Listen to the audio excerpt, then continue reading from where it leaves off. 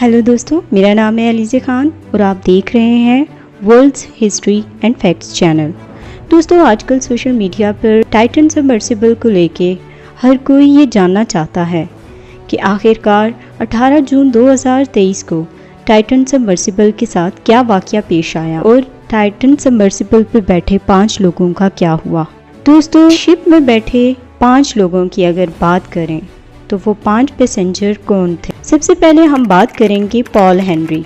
77 years के Paul Henry एक French deep sea explorer and Titanic expert थे। Paul Henry को मिस्टर टाइटैनिक भी कहा जाता था क्योंकि इन्होंने खुद से 37 टाइम्स टाइटैनिक शिपरैक को विजिट किया था। इनको टाइटैनिक के पार्ट्स के बारे में काफ़ी नॉलेज था। दूसरे थे हमेश हार्डिंग। 58 इयर्स ओल्ड हमेश हार्डिंग एक ब्रिटिश बिजनेसमैन थे। हमेश हार्डिंग एक्शन एविएशन के चेयरमैन भी थे। इनके नाम 3 गिनीज वर्ल्ड रिकॉर्ड भी थे। अब हम बात करेंगे तीसरे यानी 48 इयर्स ओल्ड शहजादा दाऊद की। वो एक रईस पाकिस्तानी बिजनेसमैन थे और इस जर्नी में इनके बेटे शहजादा सलमान, जो कि सिर्फ 19 साल के थे, अपने फादर को कंपनी देने के लिए वो भी टाइटन में मौजूद थे।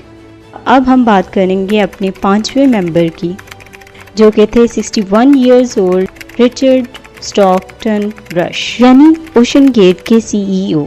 इन 5 पैसेंजर्स में ओशन गेट के सीईओ खुद भी ट्रैवल कर रहे थे। ये एक मिनी वैन के साइज की सबमर्सिबल थी। दोस्तों, इसमें 96 आवर्स की ऑक्सीजन को स्टोर किया गया था। इसमें 5 लोगों की बैठने की कैपेसिटी थी। इसके सामने एक पोर्टेबल विंडो भी थी। ये पोर्टेबल विंडो यानी व्यू पोर्ट आज तक का सबसे बड़ा व्यू पोर्ट था। इस सबमर्सिबल के व्यू पोर्ट को बाहर से पेच लगाकर सील कर दिया गया था।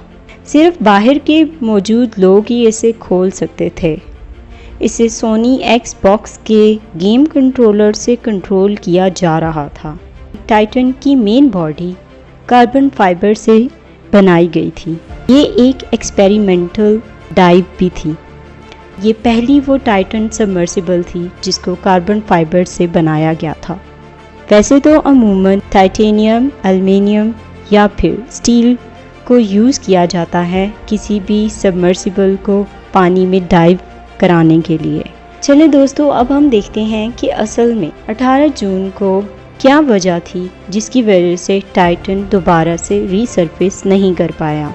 दोस्तों, डाइव के बाद हर 15 मिनट के इंटरवल पर सबमर्सिबल से ओके की रिपोर्ट आ रही थी और ये लोग हर 15 मिनट के इंटरवल पर आपस में इन टच थे। इसके बावजूद ऐसी क्या बात हुई कि इनका ये कनेक्शन लॉस्ट हुआ। दोस्तों, एक्सप्लोजन का बिल्कुल ऑपोजिट होता है। एक्सप्लोजन का मतलब होता है कि जब कोई धमाका होता है तो बाहर की तरफ को फोर्स लगती है और सब कुछ बिखर जाता है, और इम्प्लोजन बिल्कुल इसके ऑपोजिट होती है, जैसे कोई फोर्स अंदर की तरफ को लगती है। और कैटास्ट्रोफिक इम्प्लोजन का मतलब है जो इम्प्लोजन इतनी तेज़ी से हुआ कि पूरा का पूरा स्ट्रक्चर ख़त्म हो गया और उसे मिली सेकेंड का वक्त भी नहीं लगा। इसका मतलब है अंदर बैठे लोग थे, पलक झपकते ही ख़त्म हो गए। दोस्तों, डाइव के बाद हर 15 मिनट के इंटरवल पर सबमर्सिबल से ओके की रिपोर्ट मौसूल हो रही थी, लेकिन 9:28 पर टाइटन की तरफ से पहला RTM अलार्म आया, यानी रियल टाइम मॉनिटरिंग हल की तरफ से पहला अलार्म मौसूल हुआ। इसी के साथ टाइटन में बैठे क्रू ने ये डिसाइड किया हम अपने नीचे जाने की रफ्तार को कम कर देते हैं, और उस वक्त वो सब 3433 मीटर की डेप्थ तक पहुंच चुके थे। इस पहले RTM अलार्म के बाद पोलर प्रिंस पर बैठे क्रू ने मैसेज किया, क्या आप लोग वापस ऊपर की तरफ रीसर्फेस करना चाहते हैं। इसके बाद सबमर्सिबल से बजाय इसके कि वो पोलर प्रिंस के सवाल का जवाब देते, ने अपना मैसेज दिया, इसके बजाय कि हम ऊपर की तरफ आएं, हम तेज़ी के साथ नीचे की जानिब जा रहे हैं और हम 3500 मीटर की डेप्थ तक पहुंच चुके हैं। हम बैलेस्ट को रिमूव कर रहे हैं, लेकिन बैलेस्ट को रिमूव करने के बावजूद कोई इम्प्रूवमेंट नहीं आती और वो लोग उसी रफ्तार से स्टिल नीचे की जानिब ही जाते हैं। उन लोगों ने ट्रस्ट भी इस्तेमाल किया लेकिन कोई फ़र्क नहीं आया। फिर टाइटन की तरफ से 9:32 पर मैसेज आता है, हम अपने जेटसन फ्रेम को रिमूव कर रहे हैं।